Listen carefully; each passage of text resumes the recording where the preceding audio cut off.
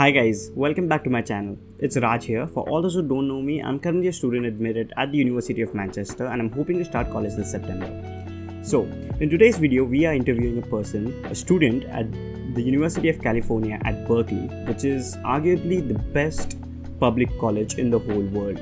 So, in today's video, he'll be sharing his inspiring journey and how did he exactly get into such a top university from India. So make sure you watch till the end to gain the most insights in the video. So hi Varun, welcome to my channel. So before we get started, can you introduce yourself? Sure, Raj. Thank you so much for having me over. More than happy to help in any way. So my name is Varun. I am currently Varun Nair. I'm currently studying at UC Berkeley. I am a rising sophomore, which means I finished my freshman year. I'm entering my sophomore year, and I'm majoring in EECS, which is electrical engineering and computer science. Okay. Yeah. Okay. So before we get started, congratulations for being accepted to UC Berkeley, which is like the best public university in the world.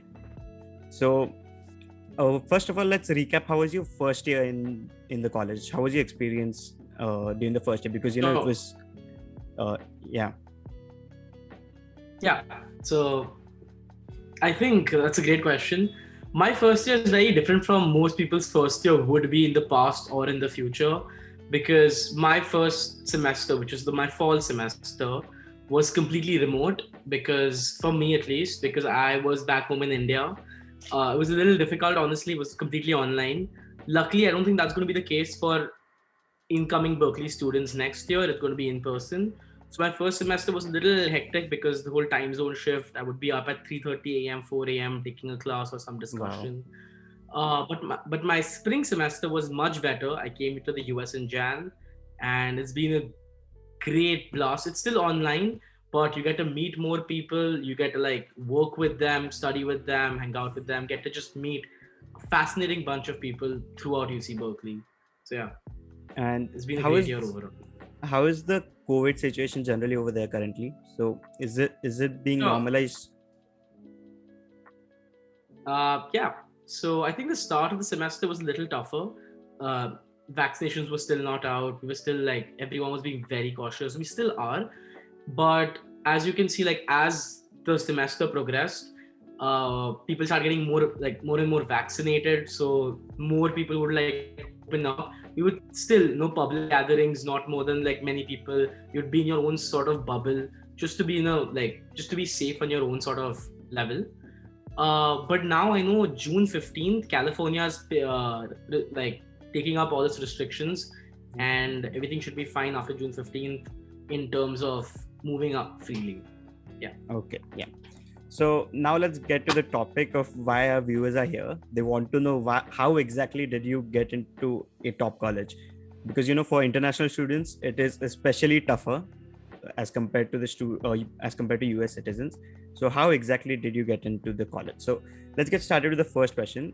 Can you talk us through your high school and what board did you study in?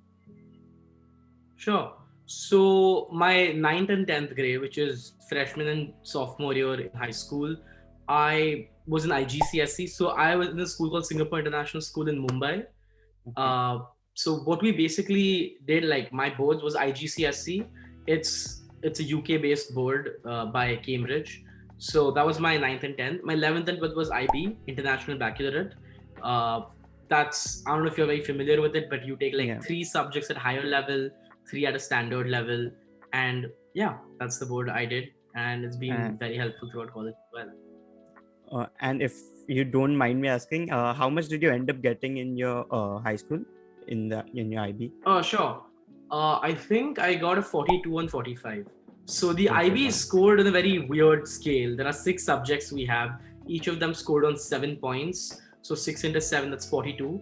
Plus, there is some more components called extended essay, where you basically write a 4,000-page research paper, and theory of knowledge, which is like philosophy. So they get 3 more points included on that. So 42 plus 3, that's 45. So I got a 42 and 45. Okay, amazing. So, can you tell me what other universities did you apply to in the US? Sure. I So in the US particularly, applied to Georgia Tech, Michigan, uh, Illinois, like UIUC, a bunch of Ivies, UCLA, Berkeley, Stanford. Those were my choices. Yeah. Okay. And as of going to the US, when did you make the decision that you wanted to study in the US during your college and not in India? So when did you make this decision? I think the decision was sort of uh, at a very much younger age for me. Like I shifted to like an international school, like Singapore International, in the 5th grade, and the decision came like sort of. I didn't make a decision as such. It was like sort of in my head that yeah, I want to go out and like have more opportunities and expose myself to the world at large. Nothing wrong with the Indian education system. It's a great place. You can learn a lot there as well. But I wanted to meet different kinds of people. I wanted to go beyond just Indians or beyond just a particular field. I wanted to, so that's why that's why I felt like I wanted more of a diverse setting. So, and that was there in me since maybe the 7th or 8th grade. I was like pretty sure that yeah, I'm settled on going to the US eventually after 12th. Okay. Yeah. And did you ever, as you're doing engineering currently over there, you're doing computer science, did you ever think of preparing for the JEE examination, or did it ever cross your mind that I should, at least give one attempt of the JEE? Funnily enough, yeah. So me and my friend who's now studying at UC Chicago, we both planned on giving JEE like 2020 Jan, but something happened, we couldn't. So we were going to give it, I was at least going to give it in the April dates, but COVID hit. I was going to do it, I didn't really prepare for it. I was going to do it out of just seeing how the paper would have been. But no, I never really prepared for it, but I was planning on giving the exam. Okay. Yeah. Now let's get back to a very hot topic. How much did you get in your SATs or the ACTs, and which standardized tests did you give? Okay, so I gave the SATs, and let me walk you through what went in my life as I gave the ACTs, just so that everyone has a sort of holistic answer. So I was in 11th grade and I started like preparing for the SATs. I went to Instant Review. It's a coaching center in Mumbai. I mean, I think it's all over India, but and abroad, I think. But I went there. They definitely helped me. But I'm going to be honest with you. I didn't really put an effort into my first SAT attempt because I was just like, okay, let's just go give it. I don't really care. So even though they helped me a lot, because I didn't put in my own personal effort, it didn't result into a great score. I got a 1380 my first attempt, and I know I had to like buckle up and like give a better sort of SAT score if I wanted to get into a better college. So for my second try, I didn't want to go to a coaching class again and like shell out the kind of cash that I was. So I instead used Khan Academy, and I can't state this enough, but Khan Academy is an amazing resource. It really, really helped me. And this is because I was actually putting in the effort. It definitely helped me. And I scored 1550 at the end, my second attempt, and that was it. So 1550 was my final score for the SAT. And did you give any English test? For example, some people end up giving the Toefl or the IELTS. Did you give any English test? Yeah, I did give the Toefl. I don't really remember my score, to be quite honest, but that's only because the Toefl is not really required for you to go to the US. I mean, sorry, not really required for you to get admission into a college. I think the Toefl is required as a visa requirement, if I'm correct. So again, if you score above 105 on the Toefl out of 120, it doesn't really matter. So it's more like a benchmark that you know English, and not like, oh, you have to score really well in it. I really don't remember my Toefl score. Okay, so, no problem. Yeah. So now let's talk about your extracurricular activities and what really built up your resume for your application. Just the highlights. Okay, yeah. 100%. Okay, so I'm gonna be honest with you. My extracurriculars were very much geared towards internships. I think that was definitely my strong suit. I had 2 or 3 internships, and that really helped me. Again, for everyone who's out there, it's not like internships hold a very strong sort of play in the application process. It's just that they want to see what you did. In my case, it was tech. I just loved working with tech. be it in my first internship as like as a SWE intern at a very small startup. My second internship, I basically just shadowed someone who was working in artificial intelligence. There's something called computer vision. It's a AI application. I worked there. I just shadowed one of the employees there. And my third one wasn't really a proper internship. I was part of a research group that basically helped another stealth startup build their model. So just this consistently like being curious about other things was my standout like application. So I think that definitely bolstered my entire application process as well. Okay. So many people, they have a huge difficulty when they are trying to find opportunities during their high school years for internships or any other activities as such. And most people believe that I won't be doing things unless an activity comes to me and an opportunity comes to me. I will not be willing to put in a hard work to get an opportunity. So what exactly did you do to get so many opportunities during your high school? So I'm going to be honest with you. It's very simple. Any opportunity that your high school provides, you go with it. I forgot to mention this. So like, again, I didn't do anything that really stands out, as I said, but I was a part of multiple Model UN conferences. I mean, everyone has their own sort of things that they like, right? Yeah. Some people like quizzing, some people like debating. So I did a lot of national debates and I was the secretary general for my high school twice in a row. So things like these like stood out for me. Opportunities are all around you. Like you don't have to really go out there and find it. It's not about the application process and finding opportunity as much as what interests you. So as long as you do what you want to do, and in your application you just write that I suppose you're doing bioengineering and you're like, I really love bioengineering, and for this reason I looked into this research and I reached out to this person. I wrote a blog about it. It's not particular things that you do, but it's more about why you want to do. University knows you're in high school.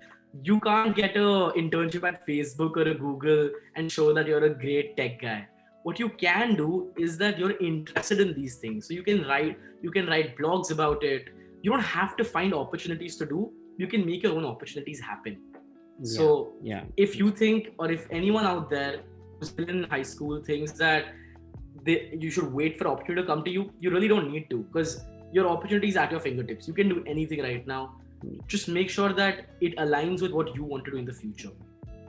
Yeah, amazing. Thank you. So another thing, why did you exactly decide that you wanted to do engineering? Like lovely question. So since when did you have the thought behind your mind that I wanted to do engineering? That's a great question. I actually want to do a lot of things. Like I'm also going to apply for a dual degree with business. I want to minor in political economy. There's a lot of things I want to do. But the reason I chose engineering as my primary focus is because I've always loved math. Like since I was 4 years old, I just enjoyed math a lot.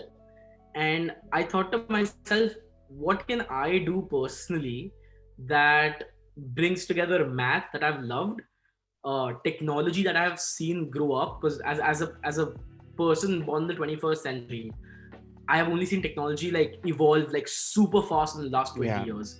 So like there's tech, there's math. What's the correct intersection that I can contribute to society? And I thought engineering was the perfect route to it. And one thing I forgot to ask,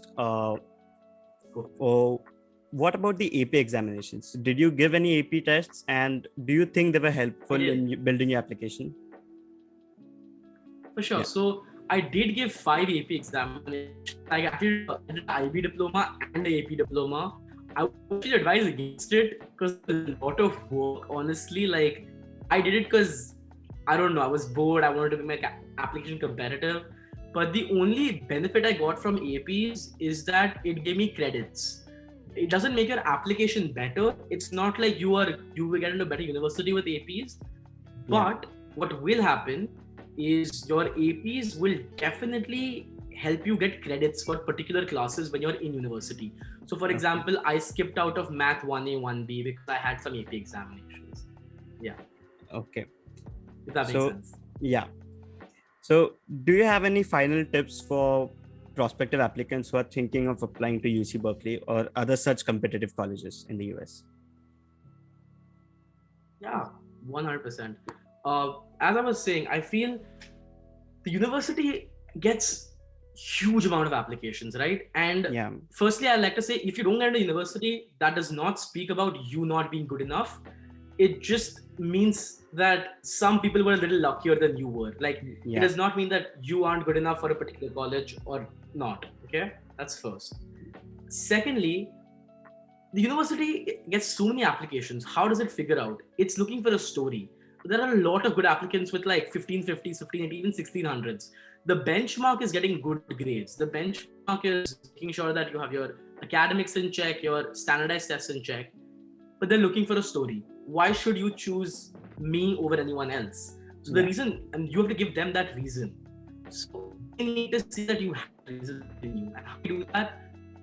Figure out why you're doing your major in the first place. You try to find your purpose. So when one important thing that people don't realize until the last year or second last year of college is that universities weigh the essays that they give you a lot. You have to write a bunch yeah, of essays when you're applying to universities, and these essays are what helps them understand after your standardized tests and academics what kind of person you are. Like, you're a smart person, great, but what do you want to do in life? Now, if you're a math major, why do you love math? What do you want to do next with it? Why are you so excited about my college? Things like that need to be shown in your application. Once you show that you're excited about your particular major, they are more likely to be inclined to take you. So yeah, just do creative things, be curious, and that will help you a lot. I'll leave you with one small little story yeah, about what I did that had nothing to do with my application, but I think helped with my one of my particular essays. So in my chemistry class, in my medical chemistry class, we were like medical chemistry was the chapter we were studying. We learned yeah. about gamma knife. It's this non-invasive surgery technique when you have a brain tumor in your head, like they use to like remove it. And I was so intrigued by it that I reached out to a doctor who was coming to give a talk at our school. I had an interview with him. I spoke to him. I told him that I'm very fascinated with the technology. I'm like, I want to see it working. And I don't know if you're from Mumbai, but Mumbai has this hospital called Hinduja Hospital. It's a Yeah, big yeah. hospital. It has the only gamma knife surgery machinery in all of Mumbai. And he gave me a pass to come and see it. So I was one of the few people who was not a doctor there, wasn't a PhD student, was nothing, was a simple high school student who went and saw that surgery happen because I studied in my textbook. Now I wrote about this in my application, and it just shows that you're excited about learning. Yeah. So that was me. So now your viewers need to find that story within themselves that they can use for their college application and make sure the college understands that they are actually excited about whatever they're actually learning. Yeah, amazing. That was a really, really, really good story. So Thank you. yeah, thank you so much, Varun, for being here. And I really hope that my viewers can really gain some insights from your experience. And again, congratulations for being a student at UC Berkeley. And I wish you all Of the course. best for your future endeavors. Thank Thank you you so so much. much, Raj. It was a pleasure being on this channel with you. Super excited. I hope you do well. My best wishes with you. Thanks a All lot, right. Varun.